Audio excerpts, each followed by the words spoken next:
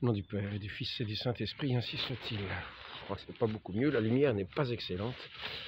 Donc ce matin, j'étais en train de me souvenir de ce que m'avait dit une dame qui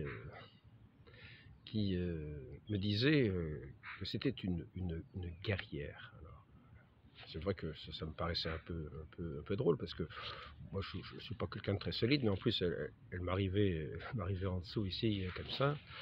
Et puis elle voulait aller voir Macron et puis le secouer, le secouer pour lui faire une leçon. Bon, eh ben, comment dire, mais c'est vrai que le fait, quand on voyait les héros par le passé, quand je dis des héros, je ne parle pas de héros de bande dessinée, je ne parle pas de... Je parle pas de, comment dire, de héros de film. Hein. Je parle de ce qu'on appelait les héros chez les Celtes, par exemple. Hein. Chez les Celtes. Eh bien, chez les Celtes, le héros, c'était quelqu'un qui, quand il arrivait au combat, il ne s'agissait pas forcément d'une taille colossale. C'est pas la taille colossale qui faisait le héros ou la carrure. Je pense qu'il en faut une quand même. Mais je pense que c'était pas la taille colossale. C'était surtout cette espèce d'énergie, cette espèce de feu, cette espèce de, on peut appeler ça l'ire, une ire, une colère. Mais c'est pas la colère. Mais pas là, je parle pas forcément de la sainte colère, mais il y avait quelque chose qui animait cette personne, c'était une fureur.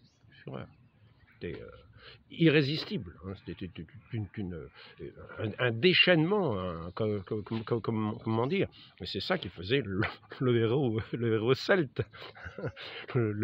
dans cette espèce de feu intérieur, hein, dans cette espèce de feu intérieur.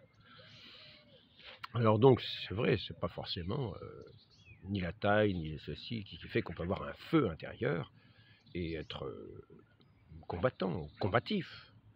Et c'est ici que je trouve que la chose est assez intéressante parce que en fait, en pensant à ce que cette dame me disait, effectivement, nous avons tous à avoir ce feu intérieur pour mener cette lutte, ce combat, être en quelque sorte, effectivement, des sortes de guerriers face à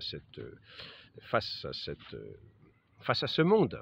Face à ce monde, mais pas des guerriers, pas des héros, pas comme si, des héros animés du vrai feu intérieur, animés de ce feu intérieur qui s'appelle le Saint-Esprit. Quand je dis ça, j'ai presque tout dit. Je voudrais quand même en rajouter un petit peu, parce que quand on a dit le feu intérieur, hein, qui dissipe tout ténèbre, hein, qui a cette force du feu, eh bien, c'est sûr qu'en face, il n'y a pas grand-chose qui résiste. Il peut y avoir de l'eau, éventuellement. Mais donc, mais c'est vrai que quand on parle de ce feu intérieur de certaines personnes, effectivement, ce feu du Saint-Esprit est irrésistible. Mais pour avoir ce feu intérieur, il faut soi-même ne pas avoir été vaincu par le monde. Et c'est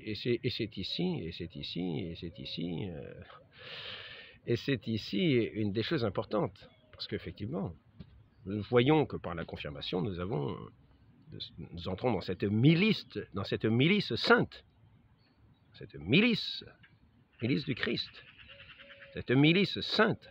Et c'est là qu'il nous faut avoir ce feu intérieur. Et c'est là qu'il nous faut être comme ces héros, celtes, antiques, et qui n'ont pas toujours été que antiques. Hein. Par exemple, pour bien dire que cette qualité de combativité ne dépend pas ni de la taille, ni de certaines qualités qu'on pourrait imaginer. Eh bien, il faut savoir que, par exemple, en général, on savait que les Celtes étaient un peu plus petits que les Germains. Hein. Les Latins étaient un peu plus petits que les Celtes, mais ça ne les a pas empêchés de conquérir la Gaule. Les Celtes étaient assez grands, mais ils étaient plus petits que les Germains. Et tout au long de l'histoire, on a pu voir ça, c'est-à-dire il y a eu quand même des confrontations avec entre les Celtes et les Germains, ou ce qui tient des Celtes, c'est-à-dire les Français aussi, hein. Les Francs étaient des Germains, mais en gros, la population gallo-romaine était celte. Les Celtes depuis belle lurette. Et quand il y avait par exemple des guerres comme les guerres napoléoniennes ou la guerre 14-18, eh bien, on a des témoignages d'Allemands qui disaient quand même les Français étaient bien plus petits. Les Français étaient plus petits. Et quand on les prenait comme ça séparément, on aurait pu dire que bon, il fallait 3 Français pour un Prussien. Hein. Mais le problème, c'est qu'au combat, il fallait 3 Prussiens pour un Français. Parce que justement, il y avait un déchaînement. Il y avait un déchaînement des Français au combat. On rejoignait un petit peu cet esprit de ce héros celte qui était plein de feu, plein de fureur. Et on appelait ça d'ailleurs, il me semble, quand on voit la Furia Francese. La Furia Francese. C'est un terme italien, mais c'est pour montrer la furie. Et ça a toujours été tout au long de l'histoire de France. On a vu ces soldats français avec cette furie, une espèce de furie intérieure qui faisait qu'ils emportaient tout. Ça s'est souvent vu. Bon. Les Anglais, c'était aussi autre chose, parce que la Furia Francese, elle n'avait pas le temps d'arriver au bout, ils étaient battus par des arcs. Mais donc, je vais arrêter de parler de choses guerrières. Maintenant, nous allons entrer dans le côté spirituel. Nous avons vu déjà le feu du Saint-Esprit, ce feu intérieur.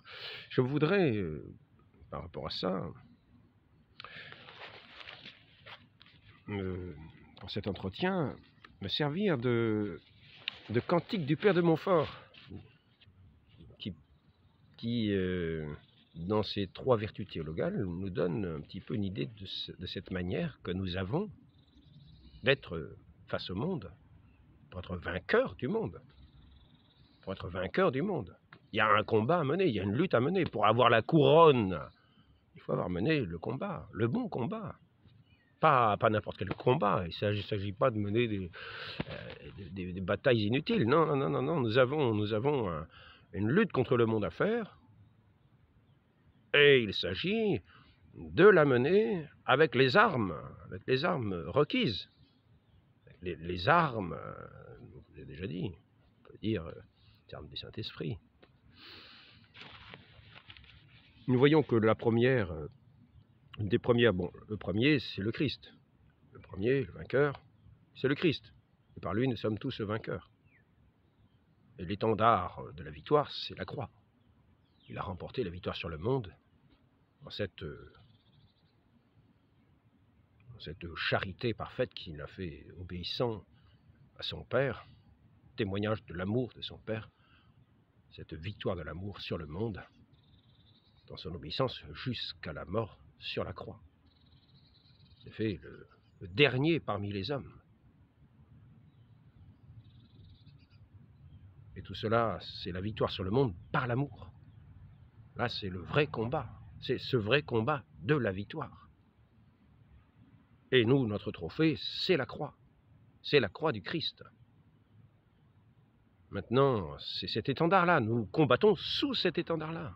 Sous l'étendard de la croix, c'est-à-dire, moi j'en parlerai après peut-être, cette renonciation à soi, dans cette force de l'Esprit Saint, dans ce témoignage de l'amour du Père, dans cette joie qui emporte tout, car ce feu intérieur, c'est aussi cette joie que le monde n'a pas. Et c'est ainsi que nous sommes vainqueurs du monde dans la joie. Le monde est comme endormi dans les ténèbres, comme les gardes qui gardaient le tombeau du Christ. Le monde est endormi. Et le Christ, dans sa résurrection, lance ce cri de victoire qui est un cri de joie par rapport au monde. Et nous devons oser lancer ce cri de joie dans le monde, dans ce monde de ténèbres, dans ce monde somnolent, dans ce monde engourdi, dans ce monde. Et il nous faut oser, Si nous n'osons pas, nous devenons les esclaves du monde. Donc il nous faut nous tenir établis fermement pour ce combat, dans cette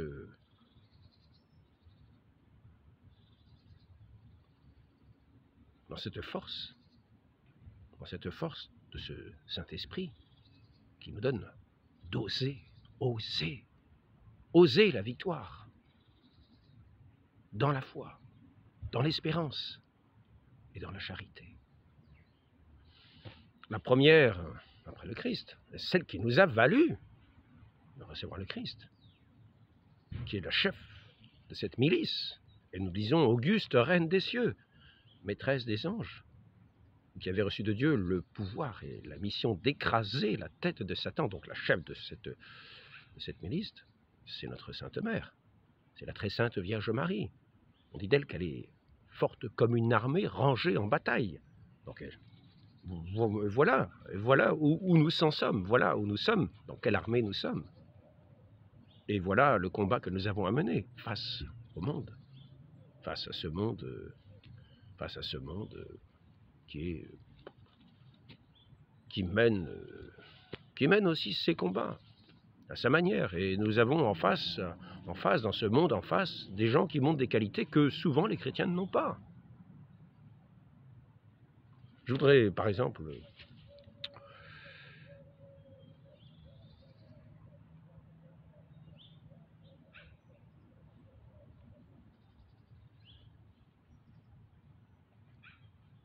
je voudrais en contrepartie, comme un repère, montrer qu'il y a des gens, des personnes qui nous font honte. Hein, cette dame, cette amie qui me disait qu'elle était une guerrière. Et c'est vrai que c'est une dame qui a une certaine flamme intérieure.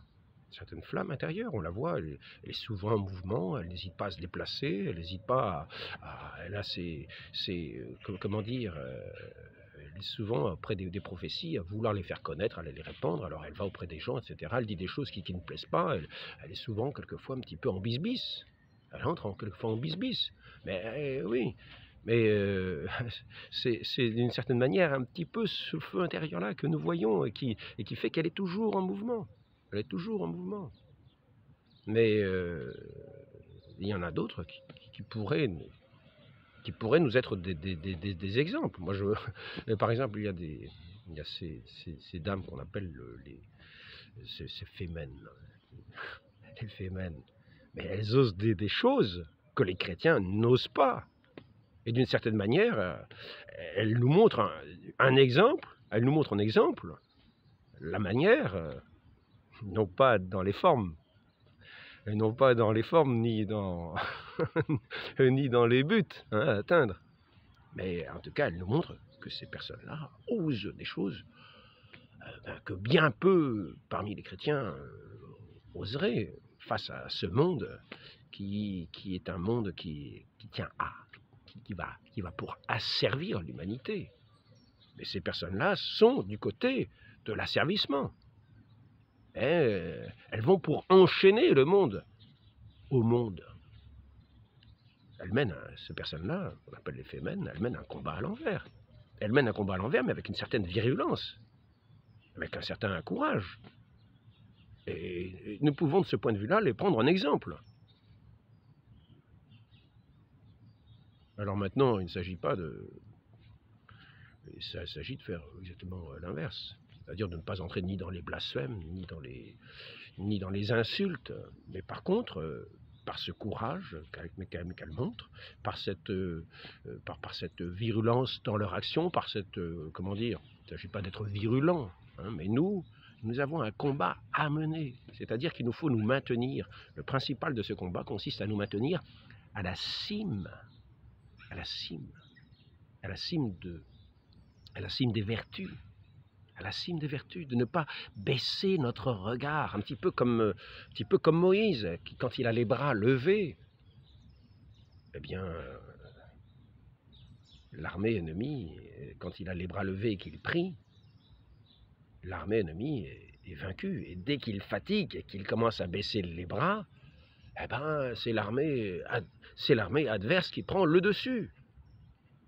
Et c'est pour cela que finalement, il trouve une sorte de ruse du côté des Hébreux, à savoir qu'il y a Moïse a des collaborateurs qui vont lui tenir les bras en l'air élevés. Et là, ce sera la victoire. Et nous, de la même manière, nous devons garder nos regards à la cime, sur cet étendard de notre Christ, de notre Dieu, C'est l'étendard de la victoire. Et nous ne devons pas baisser les yeux pour, pour les appesantir sur le monde.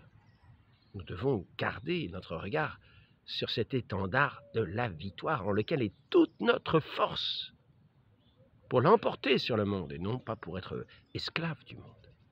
Tant que nous tenons, tant que nous combattons pour maintenir notre regard posé sur l'étendard du Christ, nous sommes vainqueurs dans le monde. Notre regard, nous le posons par la foi, l'espérance et la charité. À l'école de notre Seigneur, la charité, qui a donné sa vie par amour. Car la couronne, bien sûr, c'est la charité. La fin de nos combats, c'est cette charité. L'aboutissement de nos combats, c'est cette vie dans la charité. C'est ce grand cri de victoire sur le monde. Ce qui nous rend vainqueurs sur le monde, c'est la charité. Je vais quand même lire quelques couplets. Quelques couplets du Père de Montfort. Je ne sais pas si c'est une bonne idée, parce qu'en général, quand je lis, j'arrive pas à parler, mais enfin bon. Donc là, il s'agit de la foi. C'est moi qui fais chanter victoire à de pauvres petits-enfants, c'est moi qui mérite la gloire à tous les fidèles croyants. C'est moi qui frappe et qui terrasse le démon, ce prince orgueilleux, il s'agit de la foi. C'est moi qui lui résiste en face, c'est moi qui le plonge dans ses feux. Donc là, nous sommes au cœur du combat. Combat contre Satan, combat contre le diable. Et il nous faut tenir dans la foi. Je suis la victoire du monde, lequel a tant d'autorité. Il faut que sur moi l'on se fonde pour en voir la malignité. Je captive et je mortifie la chair et les désirs charnels, en lui montrant dans l'autre vie les douceurs des biens éternels. Je tue, je détruis les vices par ma divine pureté, sur les vertus et les justices. J'ai droit et pleine autorité. Je suis en Dieu toute puissante. Il s'agit de la foi. Je suis en Dieu toute puissante. J'obtiens de lui ce que je veux. Par ma force, une arme innocente fait des prodiges merveilleux. Et il faut dire, tout à l'heure je parlais de ces soldats français, ils étaient animés de cette foi. Les protestants avaient la foi protestante. Les Français avaient cette foi véritable viciée au corps. Et ils tenaient dans la foi. Et leur vie était un sacrifice. Lorsqu'ils étaient dans ce combat, ils sacrifiaient leur vie. Mais ils y allaient avec un allant, avec une force, avec une flamme. Bien sûr, tout le monde, il y a des défaillants, il y a des lâches, il y a des défaites, il y a des... Mais oui, il y a des paniques, il y a des doutes. Le doute peut nous assaillir. Et le doute est le début de la panique, est le début de la retraite, est le début de la débâcle. Non, c'est par cette foi que nous sommes vainqueurs. Et donc, le principal de notre victoire consiste à tenir nos yeux fixés sur l'étendard de la victoire, qui est la croix de notre Seigneur. Saint Vincent de Paul, quand il marchait dans les villes, j'ai lu ça une fois, je n'ai pas eu confirmation. J'étais à Paris avec les lazaristes, j'étais lazariste à Paris, et là, il y avait comme un historien de Saint Vincent de Paul, je lui ai dit ça, Saint Vincent de Paul était avec sa croix quand il marchait dans les rues, etc. Hein, il avait les yeux fixés comme ça sur le crucifix quand il était dans la rue. Et on sait aussi que Saint Vincent de Paul, il n'hésitait pas au moment de l'Angélus à se mettre à genoux, quel que soit l'endroit où il se trouvait. Si c'était une flaque d'eau, il se mettait à genoux dans la flaque d'eau. Dès qu'il y avait le son de l'Angélus, hop là. Donc, il y a des gens qui n'étaient pas avec les yeux du monde autour d'eux, pour les guider. Non, ils avaient les yeux sur le Christ, dans la foi. Non pas dans le doute, dans l'amour de leur Dieu.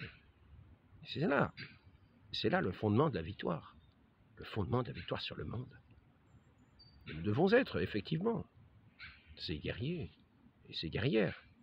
Parce que cela ne dépend pas de la force, ni de la force, ni de la composition, ni de tout ce qu'on veut, ni de la taille. Non, c'est ce feu intérieur qui fait que nous menons ce combat et que nous sommes vainqueurs dans cette milice du Christ.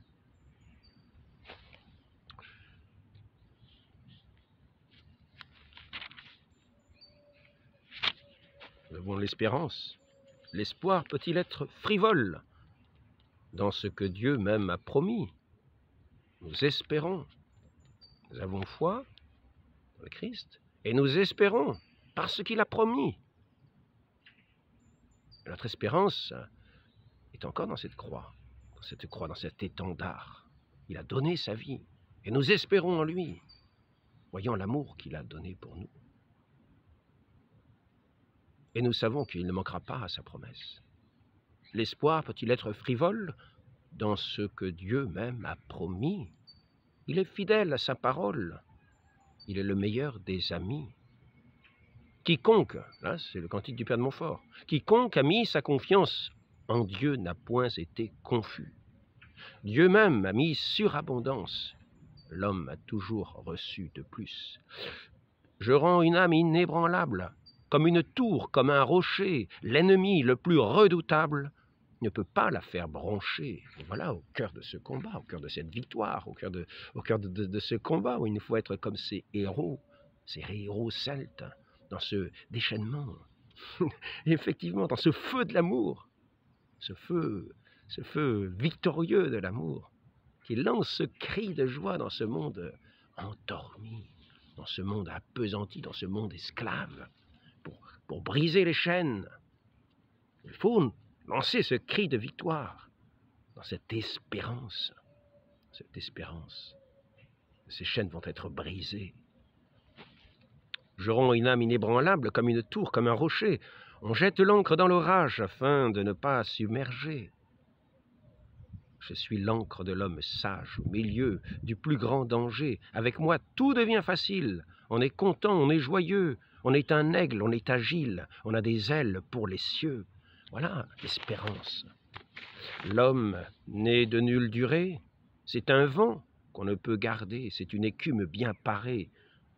On est bien fou de s'y fonder. Il ne s'agit pas de se fonder en l'homme, mais de garder nos yeux, non pas de descendre, non pas de baisser nos yeux de cette cime, de cet étendard sacré de notre Seigneur, mais pour poser nos yeux sur le monde et les appesantir sur ce monde et nous faire séduire par ce monde et entrer dans cette corruption du monde, dans cet esclavage du monde. Non, il nous faut tenir nos yeux fixés sur cet étendard de la victoire de notre Seigneur Jésus-Christ, mort par amour pour nous, ressuscité dans la gloire du Père, où il nous conduit, nous qui le suivons, les yeux fixés sur cet étendard.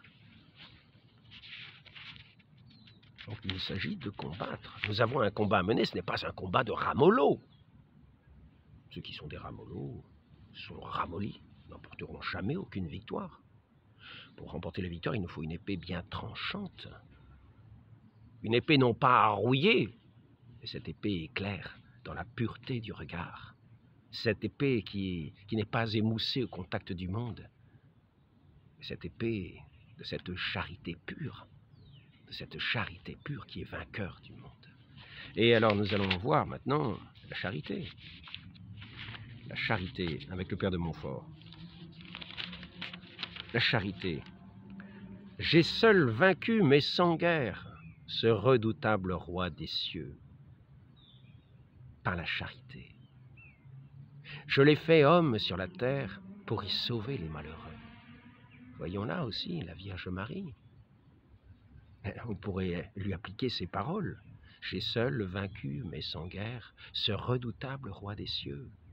Je l'ai fait homme sur la terre pour y sauver les malheureux, par son appel suppliant sa pureté, cette charité qui emplissait son cœur, elle qui était pleine de grâce, qui n'avait pas l'atteinte du péché mortel, qui n'avait pas les yeux sur cette terre, pour y fixer son cœur, pour rendre esclave son cœur par ce monde, de ce monde.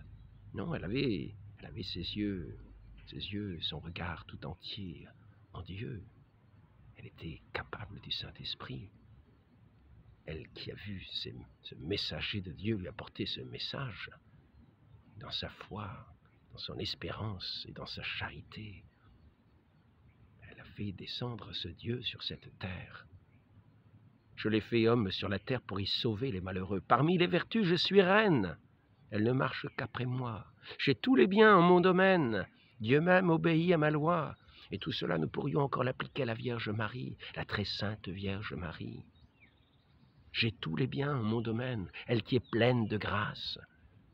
Dieu même obéit à ma loi. C'est-à-dire quand nous demandons à la très sainte Vierge Marie d'intercéder, cette très sainte Vierge Marie touche toujours le cœur de notre Dieu, qui vient toujours, d'une manière ou d'une autre, par sa grâce, descendre sur cette terre, emplir nos cœurs, nous emplir de son feu, nous emplir de sa flamme, de son zèle. Si la charité est un feu, dit saint Vincent, la flamme en est le zèle. Il nous faut être zélés, il nous faut être, non pas des combattants, des guerriers endormis, non, il faut être des combattants, comme les filles de la charité disaient. Il leur tardait de mourir les armes à la main, c'est-à-dire dans les bonnes œuvres de la charité, en Dieu, tout en Dieu. Et c'est ainsi que ces sœurs, ces filles de la charité, étaient aussi ces invincibles guerrières de la charité. Elles menaient ce combat divin dans ce monde de mort, pour apporter la vie de ce Dieu qu'elles appelaient de tout leur amour, pour qu'il règne sur cette terre, sous cet étendard de la croix. Je suis la vertu tout aisée, j'en suis l'aiguillon amoureux. Par ma vigueur tout embrasée, le plus grand poids s'envole aux cieux. Quiconque aime fait des merveilles et fera tout ce qu'il voudra. Sans grands travaux, sans longue veille, malgré tout il se sauvera. C'est le salut assuré, c'est la victoire dans cette charité. Parce que là il est question de la charité. Je ne suis jamais feignante. Avons-nous vu saint Vincent nous rappelait que la charité était toujours active, elle n'était pas les bras croisés. Et ainsi avons-nous vu des filles de la charité les bras croisés? Moi j'en ai pas vu souvent. Je me trouvais à la maison mère des Lazaristes à Paris, elles étaient auprès des vieillards lazaristes, mais elles avaient pratiquement le même âge qu'eux. Elles étaient toujours actives, toujours en service. Toujours dans ces œuvres de la charité, toujours ces armes à la main de la victoire, de cette charité de Dieu, cet amour, cette foi, de cette espérance. Je suis la guerrière invincible, il s'agit de la charité.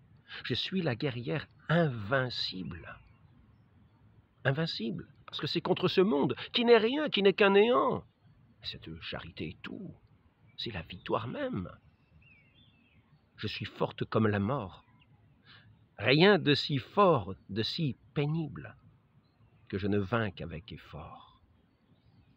La charité nous donne toujours la force de surmonter les obstacles, toujours la force de combattre face à l'ennemi, toujours la force de combattre, comme d'une manière surnaturelle. Et d'un point de vue chrétien, c'est toujours surnaturel. Dans le cœur du chrétien, c'est toujours l'action de Dieu, toujours la force de Dieu, toujours dans ce courage que seul Dieu peut donner.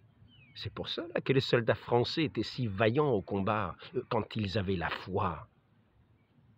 Parce que c'est la foi qui les animait, c'est la foi qui les faisait mourir les armes à la main. Nous avons vu dans ces croisades même. Quelquefois, ils étaient à 700. J'ai même vu un récit. C'est Baudouin Ier, le roi Baudouin Ier de Jérusalem. À 2 reprises, il s'est trouvé avec 500, 600 chevaliers contre 20 000 mamelouks. Et ils fonçaient dedans. Ils sont reportés à 2 fois la reprise de cette manière-là. Je ne parle pas de Baudouin IV, mais c'est pour montrer cette foi. Nous n'arrivons pas à la cheville de ces gens-là. Je rends toute charge légère, j'aplanis le chemin du ciel, je rends la croix la plus amère, plus douce qu'un rayon de miel. Dans cette charité, cette charité vient porter son onction dans toutes les épreuves, que nous vainquons dans cette espérance et cette foi, cette charité, cette douce onction, qui nous accompagne dans tous nos combats. Venez à moi, vous tous qui peinez sous le poids du fardeau, car mon fardeau est léger. Excusez-moi. Alors, Il n'est rien qui me soit semblable, sans moi tout n'est que vanité. Tout passe, je suis durable. La charité et la vie même, c'est Dieu même. Dieu est amour. Il est l'éternité, c'est la charité, c'est l'éternité même, c'est la vie de l'éternité même. L'entrée dans la vie éternelle, dans ce royaume éternel. Tout passe, mais je suis durable comme Dieu dans l'éternité.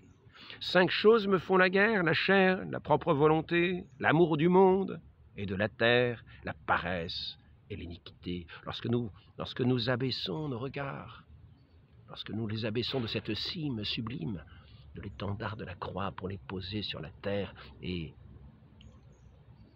nous mettre à espérer les biens de la terre, nous mettre à désirer les biens de la terre, les convoitises de la terre. 5 choses me font la guerre, la chair, pour les poser sur la chair, nos yeux, au lieu de les garder sur cet étendard de la victoire. La propre volonté. Nous faisons notre propre volonté, nous n'avons plus l'obéissance à Dieu, nous ne sommes plus dans cet amour de Dieu, nous ne voulons plus le servir. Nous ne voulons plus garder sa parole en nous, parce que nous ne l'aimons pas, nous n'avons pas la charité. L'amour du monde et de la terre, l'amour du monde et de la terre, c'est toujours lorsque nous avons descendu nos regards, baissé nos regards, lorsque nous ne sommes plus établis sur cette cime, lorsque nos regards ne sont plus établis sur cette cime sublime. Et tout notre combat consiste à demeurer, à garder nos regards sur cette cime, dans un combat de la prière qu'il faut avant tout mener. Le combat de la prière, c'est là qu'il faut mettre toute notre énergie, toute notre énergie, toute notre flamme, pour demeurer dans cette prière incessante. Le Christ nous dit qu'elle est incessante. C'est là qu'il nous faut être héroïque, demeurer dans la prière, dans la foi, l'espérance, la charité. L'amour-propre étant tout contraire au saint feu de l'amour divin, il faut tout souffrir et tout faire pour chasser ce subtil venin. On éteint mon feu salutaire par les eaux du péché véniel, qui n'en fait point de volontaire, parvient au pur amour du ciel. Où me trouver en plénitude, sinon au très saint sacrement? J'y suis caché en solitude. C'est mon véritable élément. C'est ainsi que notre Seigneur Dieu, qui a vaincu les mondes par l'étendard de sa croix, qui se fait le vrai pain vivant de nos âmes, nous a acquis comme prix de sa victoire cette sainte hostie où il vient demeurer sur notre terre, et où nous pouvons le contempler dans ce silence, non seulement le contempler, mais l'adorer, demeurer unis à lui dans cette adoration, dans cette communion qu'il nous donne lorsque nous le recevons des mains du prêtre, mais dans cette adoration, lorsque nous allons auprès de lui, garder nos yeux à la cime de la vie. Demandons cette grâce de la victoire à la très sainte Vierge Marie, qui est la reine des victoires, Notre-Dame des victoires. Rendez-nous dignes de vous louer, Sainte Vierge, Vierge Sainte, donnez-moi la force contre vos ennemis. Dignare me laudarete, Virgo Sacrata, d'amici virtutem contraustes tuos. Il est dit de notre Sainte Mère, de la Vierge Marie, qu'elle est forte comme des bataillons. Auguste Reine, non, ce n'est pas celle-là, mais Auguste Reine des cieux, bien sûr, c'est cette prière adressée à notre Sainte Mère qui nous montre qu'elle est la maîtresse, la reine de cette milice. Auguste Reine des cieux, maîtresse des anges, vous qui avez reçu de Dieu le pouvoir et la mission d'écraser la tête de Satan, envoyez-nous aux saints anges pour nous défendre. Et voici ce qui est dit de la très sainte Vierge Marie. Et demandons-lui les grâces pour la victoire, pour combattre ce bon combat de la foi, cet unique combat véritable. Non pas comme les fémènes, si, à la manière. Elle nous montre d'une certaine manière un exemple, mais non pas le combat des fémènes, bien sûr, mais ce combat de cette victoire que le Christ nous a acquise. Demandons-le, non pas non pas des fémènes, mais à la très sainte Vierge Marie, quelle est celle-ci qui s'avance comme l'aurore, belle comme la lune, éclatante comme le soleil, terrible comme une armée rangée en bataille. Marie, reine des victoires, obtenez-nous de combattre aux côtés de votre divin Fils sous son étendard, les yeux fixés sur cette croix, sur cette arme de la victoire, et ainsi de demeurer, d'entrer dans ce ciel éternel de tous les élus qui auront combattu ce saint combat de l'amour. Je tiendrai à rajouter que ce qui est l'éclatante victoire de cet amour sur le monde apparaît dans la joie. Cette joie veut se communiquer, cette joie qui va comme rompre les liens, nous conduire, qui est comme une lumière, comme l'éclat de la victoire, le chant de la victoire.